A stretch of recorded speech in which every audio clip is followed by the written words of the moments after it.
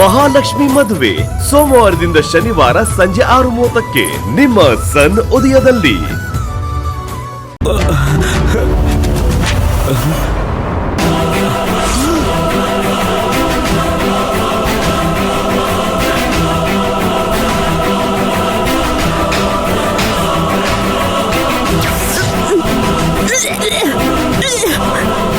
ಪುಟಿ ದೇವಿ ಪದೇ ಪದೇ ವಾಂತಿ ಮಾಡ್ಕೊಂತವ್ರೆ.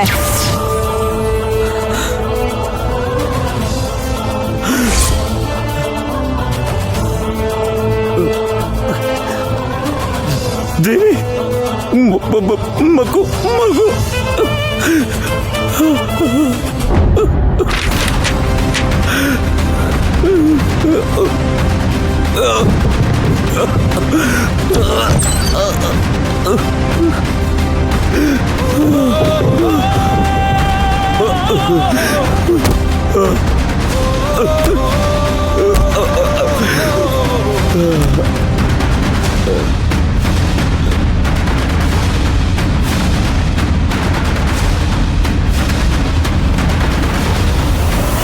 ಅಬ್ಬಬ್ಬಾ, ದೇವಸ್ಥಾನದಲ್ಲಿ ಏನ್ ಜನ ಬರ್ತಾ ಬರ್ತಾ ಈ ಜನರಿಗೆ ಭಕ್ತಿ ಜಾಸ್ತಿ ಆಗೋಯ್ತು. ಇವತ್ತು ಶುಕ್ರವಾರ ಅಜ್ಜಿ, ಅದಕ್ಕೆ ಇಷ್ಟೊಂದ್ ಜನ. ಅದ ಕಾರಣ ಅಲ್ಲ, ಇವತ್ತು ದೇವಸ್ಥಾನದಲ್ಲಿ ಸಕ್ಕರೆ ಪೊಂಗಲ್ ಪ್ರಸಾದ, ಅದಕ್ಕೆ ಜನ. ನಿಮ್ಮ ತರನೇ ಎಲ್ಲ ಅನ್ಕೊಂಡ್ಬಿಟ್ಟಿದೀರಾ, ಬರೀ ತಿನ್ನೋದ್ರಲ್ಲೇ ಇರಿ. ಹೆಂಗೋ ಅತ್ತೆ, ಒಳ್ಳೆ ದರ್ಶನ ಸಿಕ್ತು. ತಾಳಿ ಪೂಜೆ ಮಾಡಿ ಕುಂಕುಮ ತಗೊಂಡು ಹರಕೆನೂ ತೀರ್ಸಿದ್ದಾಯ್ತು. ಎಲ್ಲಿ ವರದಾ ಕಾಣಿಸ್ತಿಲ್ಲ, ನಾವು ಬೇಗ ಬಂದ್ಬಿಟ್ವಾ? ಬರ್ತಾನ್ ಬಿಡ್ರಿ, ಸುಮ್ನೆ ಇರಿ. ಸುಲೋಚನಾ, ಗಂಟ್ಲು ತುಂಬಾ ಒಣಗ್ತಾ ಇದೆ, ಸ್ವಲ್ಪ ಮಜ್ಜಿಗೆ ತಗೊಂಬಮ್ಮ. ಸರಿ ಅತ್ತೆ. ಮಾತಾಡ್ತೇನೆ ಇದ್ರೆ ಗಂಟ್ಲು ಪಸೆ ಆರುತ್ತೆ. ಸ್ವಲ್ಪ ಸುಮ್ನೆ ಇರ್ತೀರಾ? ಸರಿ ನೀ ಹೋಗು. ಅತ್ತೆ, ಇವ್ರು ಬಂದಿರೋ ಹಾಗಿದೆ. ಹೌದಲ್ಲ, ರೂಮಲ್ಲಿ ರೆಸ್ಟ್ ತಗೋತಿದಾರೋ ಏನೋ. ಸರಿ ಮೊದ್ಲು ಅವನ್ಗೇನಾದ್ರು ಕೊಟ್ಬಿಟ್ಟು ಆಮೇಲೆ ನಮ್ಗೇನಾದ್ರು ತಗೊಂಬ. ಸರಿ ಅತ್ತೆ. ನೀ ಕೂತ್ಕೋ. ಅಬ್ಬಾ ಅಜ್ಜಿ, ನಂಗೆ ತುಂಬಾ ಟಯರ್ಡ್ ಆಗಿದೆ, ರೂಮಿಗೆ ಹೋಗ್ತೀನಿ. ಸರಿ, ನೀನು ಹೋಗಿ ರೆಸ್ಟ್ ತಗೋ.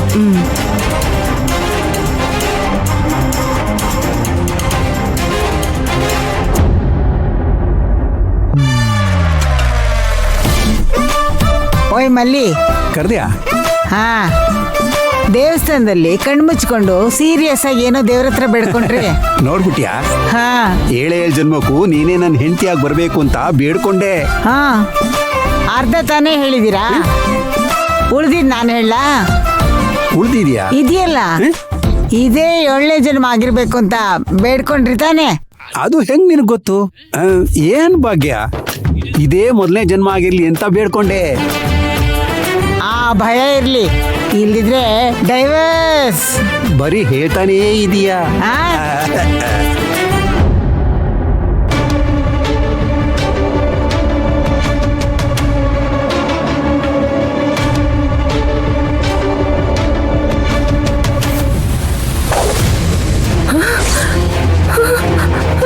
ಅಪ್ಪ, ಅಮ್ಮ, ಅಮ್ಮ,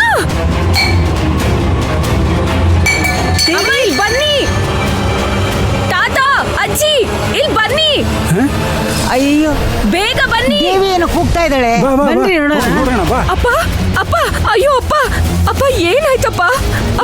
ಅಪ್ಪ ಹೇಳಿ ಅಪ್ಪ, ಏನಾಯ್ತು? ಅಪ್ಪ ಏನಾಯ್ತಪ್ಪ? ಏನ್ರಿ ಹೇಳಿದ್ರೆ? ಗೊತ್ತಿಲ್ಲಮ್ಮ. ಅಯ್ಯೋ, ನಾ ಗೊತ್ತಿಲ್ಲ. ಬರೀ ಮಾತಾಡಿದ್ರೆ ಹೇಗಮ್ಮ? ಆಂಬುಲೆನ್ಸ್ ಕರ್ಸು. ಏನಾಯ್ತು? ಆಂಬುಲೆನ್ಸ್ ಮಾತಾಡು. ಮಾತಾಡಪ್ಪ. ಏನಾಯ್ತು? ತಗೊಂಡ್ ಬಾಮ್ಮ. ಆಂಬುಲೆನ್ಸ್ ಬರುತ್ತಂತ ಕೇಳಿ ನೋಡಿ. ಏನು ಬೇಡ ಅಪ್ಪ. ವರದಾ ಎದ್ದೇಳಪ್ಪ. ವರದಾ, ಮಾತಾಡು.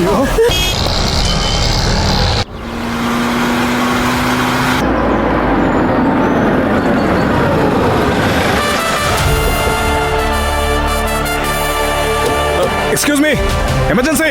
ಬೇಗ ತಗೊಂಡ್ ಬನ್ನಿ. ಓಕೆ, ಬೇಗ ಬನ್ನಿ. ಬೇಗ ಕರ್ಕೊಂಡ್ ಬನ್ನಿ.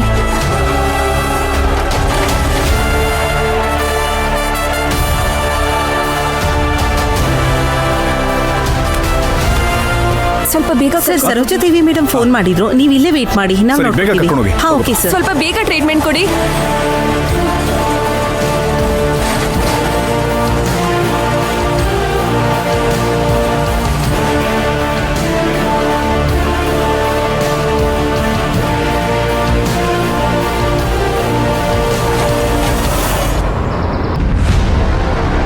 ಅರ್ಜುನ್, ಆಕ್ಚುಲಿ ನಾನು ನಿನ್ನ ಹತ್ರ ತುಂಬಾ ಮುಖ್ಯವಾದ ವಿಷಯ ಮಾತಾಡಬೇಕು ಅಂತ ಮನೆಗೆ ಬಂದೆ. ನೋಡಿದ್ಯಾ ಪರಿ, ಅಮ್ಮ ಫೋನ್ ಮಾಡಿ ಸ್ಟ್ರೆಚರ್ ರೆಡಿ ಇಟ್ಕೊಂಡಿರಕ್ಕೆ ಹೇಳಿದ್ದಾರೆ. ಸುಂದರ ಮಕ್ಕಳು ಮರಿ ಇರೋನು, ಅವ್ನ ಟ್ರೀಟ್ಮೆಂಟ್ಗೆ ಎಷ್ಟು ಖರ್ಚಾದ್ರೂ ಪರವಾಗಿಲ್ಲ ಅಂತ ಹೇಳಿ ಕಳಿಸಿದ್ರಲ್ಲ, ಗಮನಿಸಿದ್ಯಾ ನೀನು? ಯಾರು ತನ್ನ ಕಾರ್ನ ಯೂಸ್ ಮಾಡಲೇಬಾರ್ದು ಅಂತ ಸ್ಟ್ರಿಕ್ಟ್ ಆಗಿ ಆರ್ಡರ್ ಮಾಡಿದ್ದ ಅಮ್ಮನೇ ಒಬ್ಬ ಡ್ರೈವರ್ ಜೀವನ ಕಾಪಾಡೋಕ್ಕೆ ಸೆಂಟಿಮೆಂಟ್ ಎಲ್ಲ ಬದಿಗಿಟ್ಟು ಅವ್ರ ಸ್ವಂತ ಕಾರ್ನೇ ಕೊಟ್ಟು ಕಳಿಸಿದ್ದಾರೆ. ಅದೇ ದ ಆಕ್ಚುಯಲ್ ರಿಯಲ್ ಸರೋಜಾದೇವಿ. ಎಲ್ಲರೂ ಹೊಸದಾಗಿ ಮಾತಾಡುವಾಗ ಸರೋಜಾದೇವಿ ತುಂಬ ಸ್ಟ್ರಿಕ್ಟು, ಕಟ್ಟುನಿಟ್ಟಾದವರು, ಮನಸ್ಸಾಕ್ಷಿ ಇಲ್ದವರು ಅಂತ, ತನ್ನ ಕೆಳಗಡೆ ಇರೋರನ್ನ ಸರಿಯಾಗಿ ಟ್ರೀಟ್ ಕೂಡ ಮಾಡಲ್ಲ ಅಂತ ಏನೇನೋ ಹೇಳ್ತಾರೆ.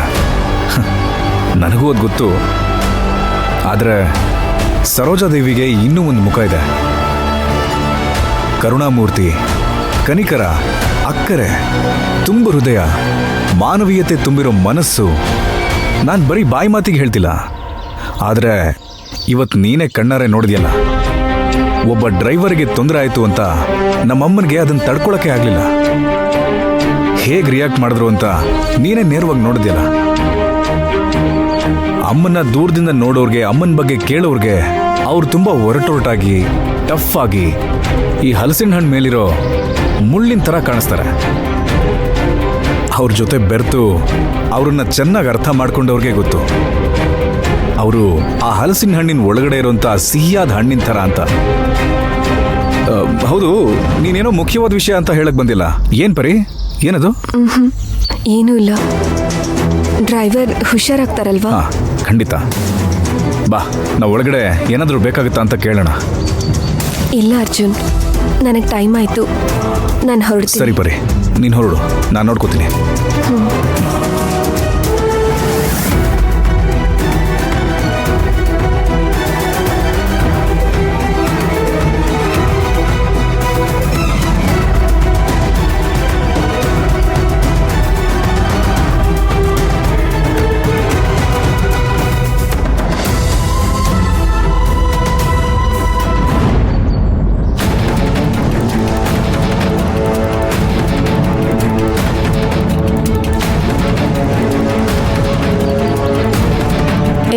ಯೋಚಿಸಿದ್ದಾಯ್ತಾ?